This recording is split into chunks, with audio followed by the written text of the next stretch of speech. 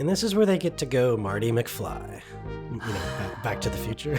I hate you.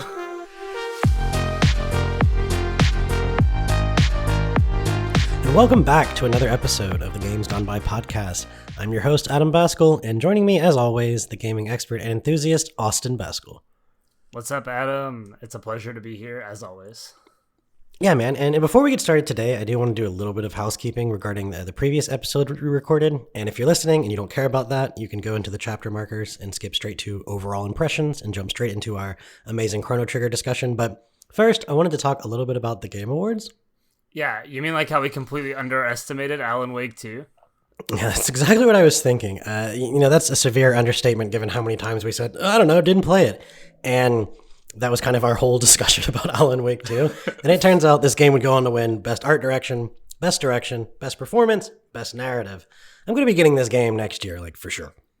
Yeah, I definitely think that's one that's going on the list. I have to play the first one first, but then definitely getting Alan Wake 2. Spider-Man 2? Nothing? No awards? Yeah, and I think it was a little surprising because it was a very quality game, very polished game, very fun game. But I think what really just kind of probably hurt them is that, it's called Spider-Man 2, but let's be real, it's really Spider-Man 3. We got Miles Morales. I think there just wasn't enough iteration on what we've been doing for 3 games to impress people more than, say, Tears of the Kingdom, Alan Wake, Baldur's Gate. Not that big a deal. I still think it's a fantastic game. I don't think it really means much. It didn't win an award. Apparently the first one didn't win any at the Game Awards either. It's fine. Just really stiff competition this year. It's bound to happen. A game's going to get left off, but it was pretty crazy to me. But I can totally understand with games like Baldur's Gate and Zelda. Yeah, and I think the last thing I really want to touch on, actually there's 2 things I want to touch on, because the first one is that I saw the Super Mario Brothers movie, and I think I would unironically vote for it over The Last of Us if I had to vote for the Game Awards. It's so charming, and all of its little references and Easter eggs are really cute if you get it, and if you don't, it's okay, because it still works in the context of the story. One of the good examples of that is the Mario Kart scenes where their tires flip over so they can stay upside down. At first, you're like, hey, that's cool. That's from Mario Kart. Then it's also very apparent they have to do that as they go over the water and the lava and upside down. And it's isn't just there to be there. It's actually part of the story that's being told. I thought it was a really good movie. I definitely agree. I thought it was fun. I thought it was cute. The plot's pretty simple. It's pretty bare bones, but it's a Mario movie. It would be weird if they tried to make some elaborate plot out of it. And I really liked the performances from pretty much everybody. I thought even Chris Pratt did a pretty good job. I thought that who does the Queen's Gambit lady? What's her name? Anya Taylor-Joy. At first, her voice for Peach felt weird to me. It felt like someone was dubbing over it. It just didn't seem to fit. But I felt as it went on, I think her personality is a little more apparent, the kind of character they're going with there. Because they're obviously trying to avoid the just helpless princess. The Luigi's the helpless princess in this movie. Which is a great little subversion of that, I think. Luigi's always been kind of helpless, so it's nice to just really, really hone into that. But yeah, I would definitely recommend that if you haven't seen it. And then last but not least, I do want to just rein in my Resident Evil hot takes a little bit. Because I think we came out swinging on that game. And I've actually been enjoying it a lot. I'm about 70% of the way through it now. I still think that intro is not very good. We were complaining about that before. It's bad. I think it may have... if I went through it a second time, I'd probably enjoy it more because I think I kind of understand it. I don't know that it's the best, first time playing the game intro. And I still can't stand the game long escort quest that is this girl you're trying to rescue. But, man, the encounter design is so tight, and I'm playing it on hard, and after every single encounter, it's oh man, I had to use almost all of my ammo and health, and it's sure hope I can get enough before the next one. And you always do. You always get just enough to survive the next one. And it really feels like you were just getting, out of every encounter by the skin of your teeth and just barely limping into the next one, but it never just feels impossible either. The game just has amazing encounter and difficulty design, and I'm pretty impressed with that.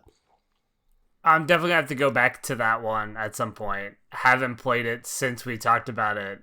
That intro really scarred me, but I'll have to go back to it at some point. Do you think it was worthy of the nomination that it received now? I understand it better. I don't think it's worth any more than I thought it was, though. It's still a remake. and is and as polished as it is and as well done as it is, I'm not giving Game of the Year to a game that already exists. It's just not how I think of Game of the Year. Is it worthy of the sixth best game of all time? You know, for some people, probably, but I don't know that I would. No, but it's a good game, and I just want to back off on some of the intensity I came at it with because it's pretty solid. I think that's fair. Anyway, man, you ready to get into this? Let's do it. I'm excited to talk about this game. Go back to 1995 and 1000 and 600 and 65,000 BC. Dude, exactly. Today we are taking a look back at the classic time-traveling adventure from Squaresoft, Chrono Trigger. Not Square Enix, they were Squaresoft at the time. This is old school. Speaking of time, can you believe that this game is older than I am? Well, only by like 2 months, but still. That's insane. Like, do you even remember 9/11? Is that like where we're dealing with it? Like, very barely, okay? Yeah, no, in classic millennial fashion, I'm over here like, oh, I'm so old, but I was also pretty young when it came out. I was maybe 5 or 6 years old. So, yeah, let's just get right into this. How would you describe Chrono Trigger for someone who's never played it before? Yeah, so Chrono Trigger is a JRPG from Squaresoft, kind of like we mentioned. If you don't know Squaresoft, then you've never played a Final Fantasy game, which would be crazy to me.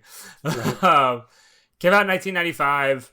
There was a re-release on PS1 in 2001 that has animated cutscenes, some additional features. The core of the game really centers around the time travel mechanics and like traveling around the world, going to different time periods to go to the same general locations but in different times. There's a colorful cast of characters, all designed by Akira Toriyama of Dragon Ball fame, a franchise that I love. Kind of the big thing that Chrono Trigger gets credit for is the tight storytelling, really gorgeous stylized like 16-bit sprite work, and its multiple endings. Yeah, and it's probably worth mentioning our past experience with this game a little bit. I had a Super Nintendo as a kid, and I had a ton of games, but Chrono Trigger wasn't one of them. But then when I was, I don't know, maybe 11 or 12, my brother kind of showed me how emulation worked. And so I played every single Super Nintendo game to ever exist. Some for 20 seconds because they were terrible. But I eventually got to Chrono Trigger, and I've just been in love with it ever since. I beat it back then. It had been a really long time since I played it. This is the first time I've picked it up, probably in about 20 years. But yeah, what about you? What was your experience with the game coming into it? I have probably played the beginning of Chrono Trigger 4 times, and just for some reason could never finish it. I played the mobile version the most, the like iOS remake that they used the 2001 version and kind of made an iOS port. I've played that one like 4 times, and that's the one I played again for this episode, and I finally finished it this time, so yay me. And that's interesting to me because I just can't imagine playing this game with a touchscreen. It's not the best way to play it for sure, but it does work, and being able to play it at work or like in the bathroom or something was a huge boost. That's true. I bet like a turn-based RPG is not a bad game to play mobile just because it's portable and you don't necessarily have to have amazing reflexes or anything. So I ended up playing the Steam version, which other than the fact that it's just randomly missing the first robot cut or the cutscene for Robo at the beginning, it's a really good version. It's got some like localization fixes. The graphics are a little more sharp. You know, they've upscaled all that. I think the most important part of playing it for real and not on an emulator for me, though, was that there's all these little mini games and stuff that I would just load state whenever I failed them. Can't do that this time. You mean to tell me if you're not cheating, it's hard? Okay, I guess it is cheating. It literally was just reloading it. But yeah, no, that was actually pretty interesting. But let's, if you're hearing this for the first time, you might not have a lot of context for what I'm talking about. So let's go ahead and get into some of these details. We try to talk about what Chrono Trigger is. I think maybe the best place to start here is what isn't Chrono Trigger, right? Because there were so many games of its type that came out during this era, and it really kind of seemed to have a whole design idea of like, let's do things differently. So what are some of the things, Austin, that you would highlight that to kind of make it stand out from its competitors at the time? I think probably the biggest thing that it did differently was the combat and how dynamic it is. So many of these JRPGs of the time were very, one side fights a different side. It's very one turn, next turn. But with the active you just stare at each other like across this alleyway This is people on the right, people on the left. Chrono Trigger, though, forces kind of you to use positioning and determine where characters are standing because you have different abilities that will do a range, like AoE damage, essentially, which is something that wasn't really going on in RPGs at the time. Right. There's also a lack of random encounters. That is not as much of a thing in this game. There's a much smaller world map than in most of the JRPGs of the time. Multiple endings, which is almost unheard of. There's just a lot of like little things that the game does differently that make it a lot different as a whole package than all these other games. Yeah, and I think you did mention like one of the big differences is the combat. So let's talk about that a little bit. I really like this combat system because it still keeps a lot of the simplicity of an old school JRPG system. But like you said, that area makes all the difference. When you think about a game like Final Fantasy VI, it's like you're casting fire and then you could hit L and cast fire on everyone, but it would like split the damage across everything. That was sort of the only way you had area attacks in those old school Final Fantasy games. These are like a physical area on the screen that you actually have to line up the enemies with, bide your time, let them get in position. I just think it adds a whole layer of strategy, which I always really enjoyed. Yeah, it's really clear to see how the combat here has influenced even modern RPGs. I mean, we talked about Sea of Stars in the last episode, and something I noticed there is there's a character that will literally throw the enemies to a different spot on the map to make them easier to group for like AoE attacks.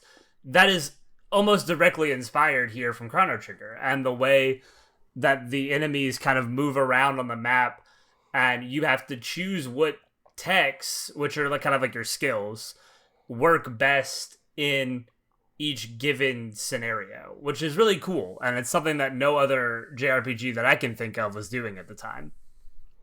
Yeah, and there may be moments where it can feel a little awkward simply because you don't really have control exactly where your characters stand, but I still think it's a pretty interesting spin to it. And like you were saying, you really can see its future influence. I'm looking at Final Fantasy 12 and I'm like, oh yeah, there's no way they made that game without thinking about Chrono Trigger in my mind, right? I would definitely agree with that statement.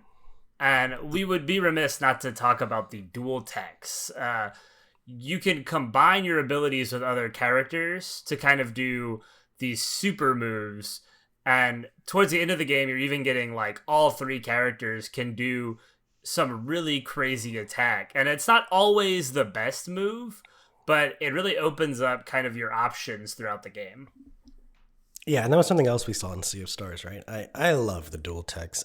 There's a bit of a balance issue in that some are just way more powerful than others, especially after I beat the game. I was looking up the damage calculations, and there truly are just some that are like, this shouldn't exist, because it's just a completely worse version of another dual tech. But there's a lot of fun experimentation there to do, and a lot of times I found myself just swapping out party members just to see what other dual techs I could do. I like that part of it a lot. The triple techs are also really cool, but they're not really available until later, and you really only get them with Chrono and other characters unless you have these specific items you've found, these random gemstones that so in typical JRPG fashion, there's just some weird ways to get to certain parts of the mechanics. But all in all, I love the way the party members work together. The weirdest thing about those items is that like I never could get them to activate the techs. Like I gave the black whatever it was, like the black stone or whatever, to one of the characters who was supposed to be able to use it, and the tech option for the triple tech like never popped up for me. So I don't know what I was doing wrong, if I was doing something weird there, but it's a little strange because I think you both have to have like the exact right 3 party members and equip the item, and you can equip it on the wrong person. So really, the game doesn't really guide you into figuring those out very well. So I didn't end up using the triple tech that much, to be honest. I found the dual techs were more than enough, and usually it was like these two will dual tech while this person heals the party. But and that often is the best way to handle most combat encounters. So it's not like it was really a problem. Yeah, and I think, going along those lines, another just unique thing the game threw in there were these multiple endings, right? Comparing it to other games at the time, Final Fantasy VI maybe had a couple extra scenes based on who you did and didn't recruit, because I know you didn't have to get every single character in that game. But there are literally 12 different endings for Chrono Trigger, and it's nothing like that. Yeah, it really is astounding the amount of work that they put into these endings. In the course of the first playthrough, you can really only get one or two main endings based on some decisions you make later in the game. We're going to spoil things, so I'm just going to go right into it. Whether you revive Chrono or not when he dies towards the end of the game, that's kind of your main determining factor on which ending you get. But there are multiple ways to defeat the final battle that will vary up the endings a little bit. Yeah, there's kind of a weird thing going on where most of them are centered around New Game Plus, right? Yeah, Chrono Trigger coining the term New Game Plus. Fun fact. Yep. The other 10 like endings involve beating the game early. If you want to take on Lavos early in your New Game Plus run, you can kind of see different little sequences that'll change little things throughout the world. Yeah, I know there's a goofy one in the 600 AD, the Middle Ages, where basically you go back and it turns out all the royal family is now half frog and half human, because in this timeline, Frog actually confesses his feelings for the queen and they procreate. So now the castle is full of these like human frog hybrids. That is actually awesome, and I want to go back and find that ending now. Similarly, you can beat Lavos with Ayla. You do it before you beat the reptiles in the prehistoric era, which then leads to the opening scene of the game, but everyone's actually now a lizard person, which is really funny. And there's even one with Marl and Luca basically scoring the attractiveness of every male character in the game, which is pretty funny. Yeah, that's definitely one of the more silly ones. I was reading through all of these, and I'm like, yeah, it's not enough to make me want to go play the whole game again, but I looked it up on YouTube. It's pretty funny. It's definitely worth a YouTube, you know? Yeah, and it really just seems like a lot of these extra endings are they're little random what if moments. It's almost like the Marvels what if. It's Chrono Trigger what if. Yeah, and we love what if, right? Well, you might have. But, I liked what if, thank you. No, I liked Chrono Trigger what if. But, a couple of these ending scenes, they really do feel kind of randomly placed into the games. But do you know it doesn't feel random, Austin? What? Tell me, Adam, what doesn't feel random? it's the encounters in this game. Because unlike truly every other JRPG I've ever played from that era, I'm trying to think of one that doesn't do this. I don't think there's a single one that doesn't do random encounters. Yeah, unless you include some of the, maybe like Secret of Mana or something. But I mean, there's probably something obscure that I don't know about. But yeah, the enemies are just there on the map, and when you come across them, then it kind of goes into the battle mode, but it doesn't have to fade to black and, go to a whole different screen and load all these assets. You just get right into the battle, and that actually makes it, I think, both from the standpoint of you can see it coming, so you're prepared, and you don't have to wait for that black screen fade and those animations and the ending music and all that crap every single time. Actually just kind of makes dealing with those low-scale encounters not nearly as tedious as they are in a lot of games. For sure. And there are some versions of random encounters in this game, but they're always presented as enemies like hiding in the shadows waiting to ambush you. So it really feels like you're immersed in the world, not just like, oh, fade to black, here's a new battle. Yeah, exactly. And I think going along with what I was saying, another aspect of the game it makes less tedious is just going over the overworld map. Because in these games, dude, there's going to be times where you're just not quite sure where you're going. And what you have to do, if you're not going to look it up on the internet, is walk around and talk to people and just explore all the little paths you can go. And that is such a pain in the ass in some of these old games when every 7 steps there's a new slime or goblin troop you have to kill. And they're not difficult and they're not rewarding and you don't get anything good. You just have to kill them.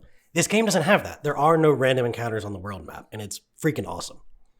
Yeah, I rarely had to use a guide throughout this. There were a couple times, particularly when I would take a little bit of a break if I had been away for a few days and I came back, I was like, where am I supposed to go?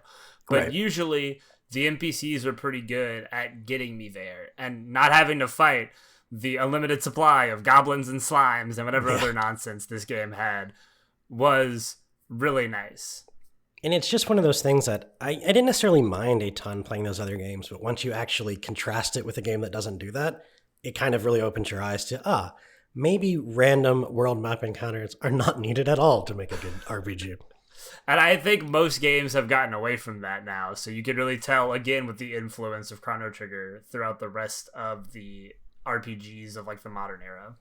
And that really just sums up so much of why I wanted to talk about this game, is it truly just took all of these tropes and conventions of that time and kind of turned them on its head, right? One of the, I think, most prominent examples of that is how it handles the world map, because instead of just being this one massive map that you navigate all over, and usually the thing would be is, oh, you unlock different colored chocobos or different vehicles to go through the desert, go through the forest, go across the river. Eventually we get our big airship.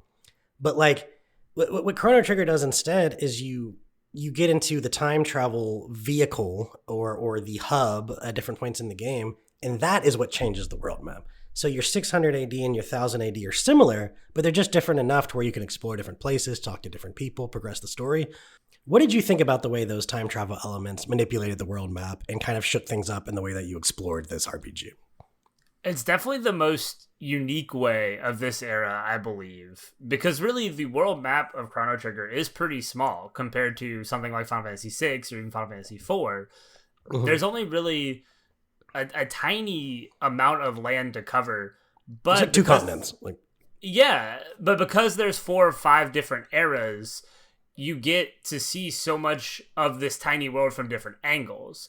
So while you don't have that like steady progression of chocobos that you were talking about earlier, the land vehicles or whatever approach you get there, it's a new way of traveling that I think Chrono Trigger really made its own. And you do get an airship by the end because, like, of course. Yeah, every Japanese RPG from that era had an airship. All the good ones. You have to have an airship. It's like a rule. Earlier you mentioned New Game Plus, right? And how Chrono Trigger was one of the first game to coin that term, and one of the first games to do that kind of replay the game again with all your stuff. And now that's in every game. And there's just so many things that Chrono Trigger did that were truly unique. And I think the one I'm thinking about the most is that trial scene early on in the game. An all-time sequence. Yeah, so what they do is they basically, Chrono gets like accused of kidnapping the princess, and so you're put on trial for it. And the way all of these witnesses come up and testify against you or for you is based on things that you did in the opening like hour of the game. But what's funny about it to me is so much of it is just typical JRPG stuff, right? So for instance, like when you bump into the princess, her name's Marl, she'll drop her necklace. And if you pick up the necklace first before you talk to her, then some old woman's like, oh, he didn't care about her well-being. He only cared about her treasure. But like the thing is shining and on the ground. It's doing what every treasure in a JRPG does. So you're drawn to it to go talk to it first or go pick it up first. But that actually is held against you later.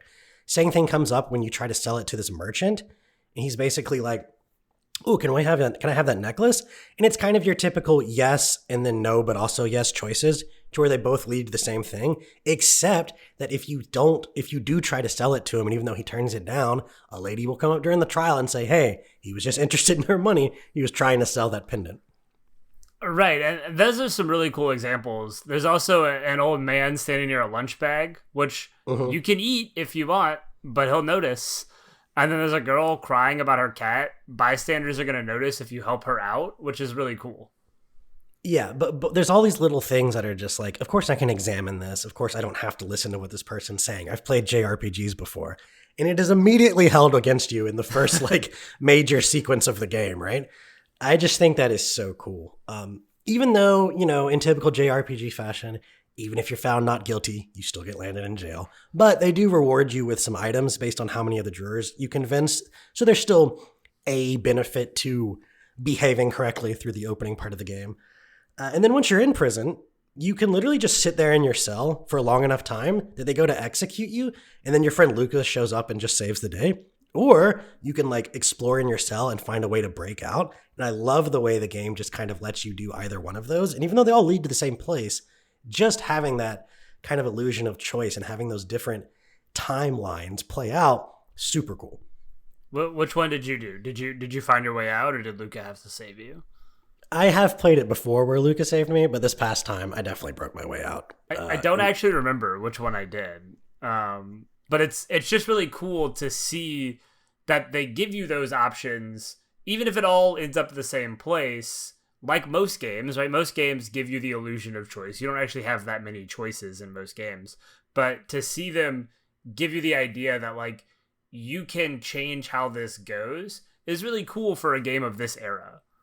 And then one of the last things I wanted to talk about in regards to this is there's this stealth section later in the game where your whole party gets kidnapped. super common JRPG trope, happens in every single one of them. You lose all your equipment, you got to sneak around and go get it back. But in Chrono Trigger, you see, there's this character, this badass Amazonian woman here who doesn't use weapons to fight. And because of that, you can just kick everyone's ass with her super powerful melee attacks. And it really does enforce this idea of like sticking with this character throughout the game, who normally wouldn't be the most beneficial character to stick with. Yeah, because again, in typical JRPG fashion, there's just really no rhyme or reason to which characters can use magic and which element and yada yada. So at this point in the game, you've really gotten into the characters with magical attacks, and she doesn't really have any. So it's just kind of an extra bonus to say, hey, you decide to stick with this character despite the fact she's the only one in your party that can't use magic. Here's a little bonus for that. And also it just makes sense. It rewards you for thinking of that. Like, oh, we don't have any equipment? Well, what if I have the lady who never has equipment? It's just a really cool touch. I ended up doing that whole part without having to sneak around, and I thought it was just great. Oh yeah, I killed everybody. Like, I immediately put Ayla in because that was my first thought, was like, of course, like, I'm gonna punch my way through this. And I did, and it was really cool that I didn't have to worry about the stealth as much. Yeah, it's just a game with so much flavor, and it's because of these little things that it does. It's those subversions, like you said. You look at something and you think to yourself, I've seen this before, I've seen it 20 times, and then it's not that, and that's so fun. I really think you hit the nail on the head. It is all those tiny things that give the game so much flavor and why it is so memorable all these years later. You're totally right about things being memorable in this game, right? I think that's something that really makes its legacy endure, is every aspect of this game is just something that you remember after you have finished it. And that starts first and foremost with the story. Definitely. It's a classic tale of boy meets girl, girl gets kidnapped, boy saves girl. But there's also this 65 million year old conspiracy to end the entire world.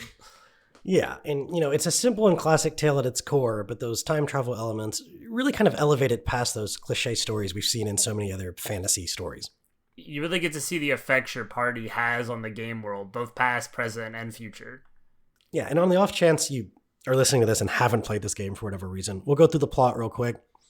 Our hero, Chrono, starts off and meets this girl, Marl, at a festival which is celebrating the new millennium. It's the year 1000.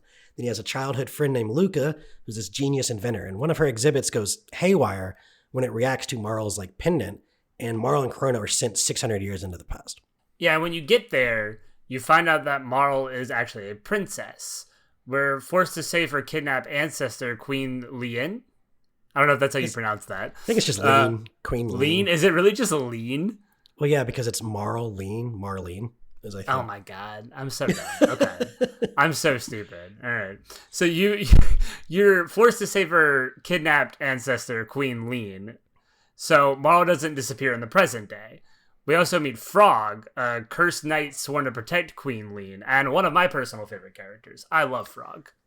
Frog's awesome. His story's cool. His character's cool. The way he talks is cool. Like, quick, we must scan the environs for the troubledoors. Like, very Middle Ages. Very old school Middle Ages. Yeah, so Frog's the best. But, eventually we return to the present, and Chrono is accused of kidnapping Marl, and he's put on that trial that we were talking about before. And once you escape from there, Chrono, Luca rejoin with Marl, and you escape into this random waygate, and that's actually your first trip to the future. The year is 2300 AD. It's going to be way farther than that based on where we are in 2023 here. But you go to the future and we meet Robo, right? So it's this robot character. It's the first inorganic character you have. Spoiler alert, later on, he doesn't get to use magic either, but he does just randomly have 4 attacks that are shadow. So he effectively does.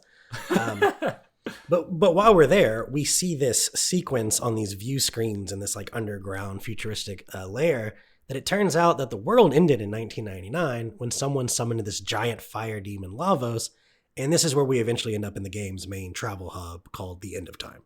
And this is really when the game starts to open up. You are kind of freely allowed to travel between these eras now and explore things. But at this point, what we're supposed to be doing, what we need to do, is we need to return to 600 AD to confront the Demon King Magus, whom they think is responsible for summoning Lavos. Frog insists that he needs this legendary sword, the Masamune, to win this fight. which takes our heroes back to 65 million years ago to secure the materials required to forge the sword. It's a lot of zeros. I can see why you had to pause there to figure it out. Yeah, I was like, 65 million? I think that's right. Yeah, so you truly get sent back to like the age of cavemen and the dinosaurs because, it's not trying to be an accurate Earth.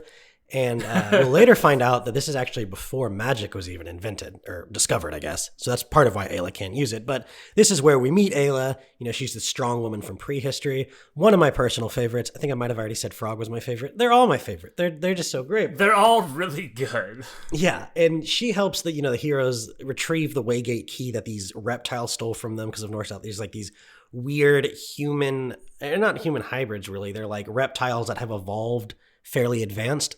And, you kind of end up at a war with them, with these cave people. But once all that's sorted out, you get the ancient ruby that you need, and you get to go back and forge the Masamune. Yes, so now we're back in 600 AD. We're treated to a couple of stellar cutscenes involving Frog and the heroes having this epic showdown with Magus. Chrono and company stop his summoning spell, but it turns out Magus didn't create Lavos. He was merely raising him from the ground. And the resulting chaos opens up a new Waygate that sends everyone back to Ayla's time once again. And this is where we actually get to find out where Lavos really came from, because it turns out he isn't from Earth. He kind of, people thought it was like a meteor at the time. I think everyone's like, oh, look up in the sky. You can like talk to the people in the village. But it turns out that is Lavos coming from a different planet. He crashes into the ground 65 million years ago. And it's there that he goes underground and spends 65 million years gathering his power. But when you go to that impact site and you investigate it, you find another Waygate that takes you to 12,000 BC. And this is a very interesting time in this game because it turns out there were like floating cities in the sky full of humans who could control magic, and they were hyper advanced. And this was all kind of happening while the rest of humanity is just, on the ground being primitive as hell. Yeah, and we actually find out about this magic kingdom of Zeal. And they're trying to absorb Lavos' energy to kind of create a new form of power. A not-so-mysterious prophet finds out about the heroes' plans to stop the machine and exiles them from 12,000 BC by closing off the time gate. But the old man at the end of time tells them of a different machine. This is where we get to find the epic, which looks like it's spelled epoch, and as a 12-year-old, it's definitely how I pronounced it. But I pronounced it epoch up until a few weeks ago, so I'm just really dumb. You know what? Screw it. Here our heroes find the epoch. Yeah, a machine capable of traveling between eras of time, and this is essentially what eventually becomes your airship. Right now, you kind of can only use it in a static way to go between eras, but you return back to the Kingdom of Zeal only to be too late to stop Lavos from being summoned. Queen Zeal has succeeded in bringing him out the ground, and that is when the not-so-mysterious prophet reveals himself to be Magus. I mean, it was just so obvious. His hair is purple. He looks the same. It's like, oh my god. But anyway, the game takes a pretty sharp turn here and does something pretty crazy for the time. Your main character dies. Chrono just straight up dies. He does. So Magus is unable to stop Lavos, and Chrono, being the protagonist, of course, steps up and is just obliterated. I mean, you literally see him evaporate. Queen Zeal declares victory. She raises the ocean palace up from the depths of the ocean, and it becomes the Black Omen, this giant floating thing. And what she also does, and this kind of ties a lot of the stuff together, is she sends some of these figures from the future through these various time gates. And this actually ends up being incredibly rewarding because we see how all of these eras interact from these futuristic figures being sent back.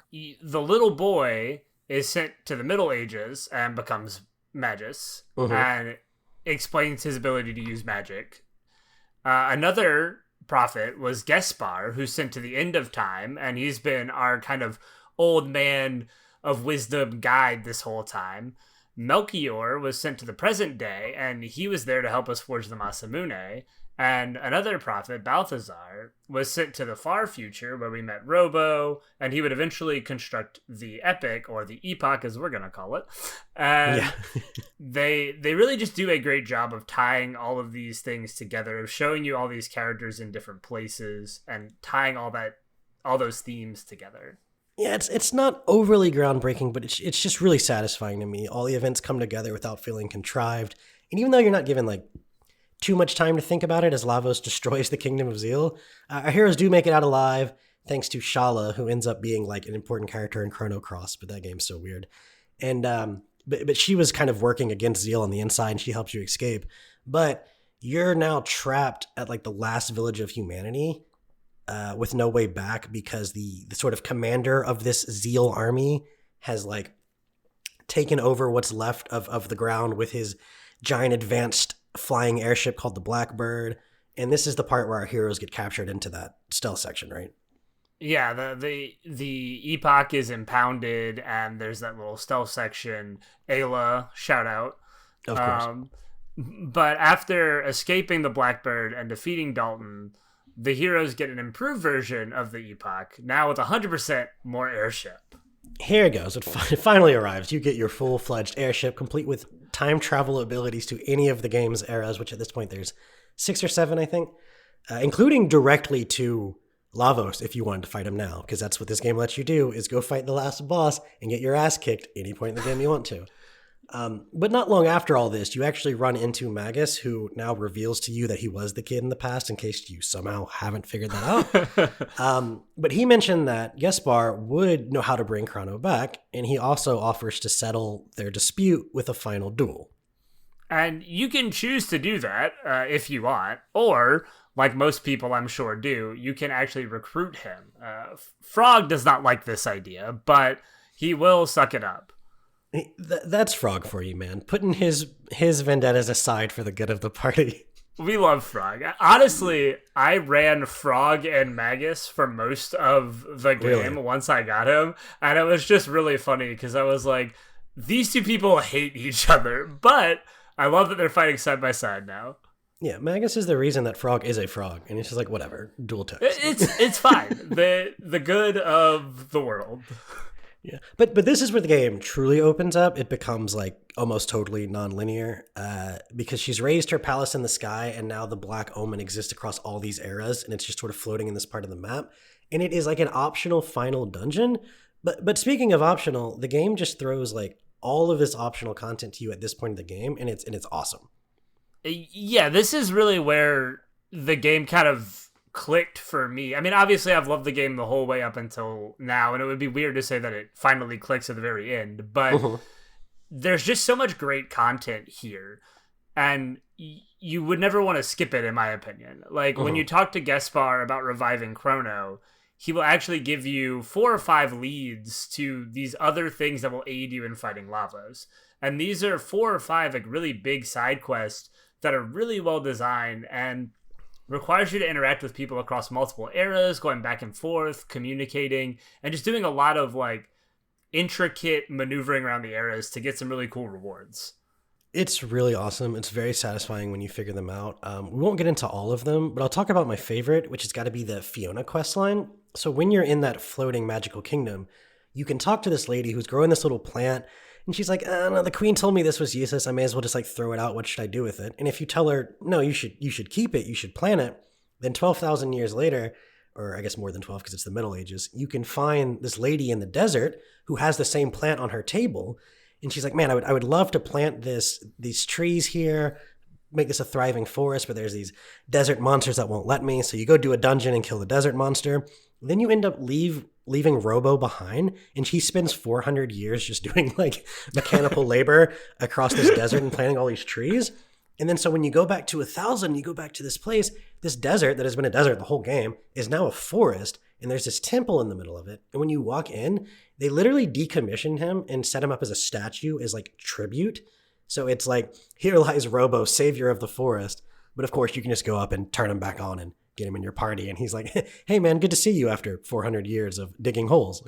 Right, like it's been a while, but like, thanks for coming back for me. Yeah. That really is one of the best quests in this game. It's handled really well, and all of these quests are handled really well. And the thing that kind of ties them all together is the NPC dialogue. The vast majority of the game is doable without looking up any guides or anything, as long as you talk to everybody. They will always hint at like side quests, even sometimes what to do in the main quest. They'll give you boss strategies, hidden treasures. Like, everything they say is useful. It really is impressive. It's really one of the only games I've played of this type where it truly feels like every NPC is like worth your time to talk to. It's really well done. Once you kind of wrap up all these quests, you revive Chrono, you could defeat the queen. Or avoid her entirely and skip straight to Lavos, as you did when you were playing. That works too. That's just Chrono Trigger, man. Yeah. There's so many ways to approach this. You can either jump straight to the final showdown from the end of time. There's like this little pool in the corner of that like hub area that lets you just jump straight to Lavos. That's what I did.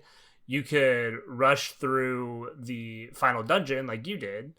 However you choose to play it, though, you will have this final showdown with Lavos, complete with a neat kind of boss rush style phase, and then the credits roll, and you're greeted to whatever ending you manage to get. That boss rush is pretty awesome. I thought it was great because what is it? It's Lavos, and he has these little things he'll summon that replicate other parts of bosses throughout the game, and it just flashes an image over at the start of each phase of a picture of that boss, so you're reminded of what it was. And so it's not like you fight some weird, misshapen, dark-colored version of it. You just fight Lavos, but he's imitating these things because the idea is he's, absorbed all of the power and the DNA of all these creatures over the years. It's awesome. Yeah, it definitely is one of the best boss rush examples I think I've seen in almost any game. Like, it's really well handled. It doesn't make you feel like you're doing a boss rush. Like, you just feel like you're fighting the final boss, but using all the strategies that you've used throughout the rest of the game to conquer it. It's really cool.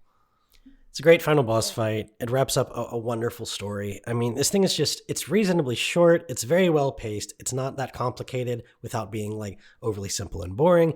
And it all managed to be just very heartwarming and well written.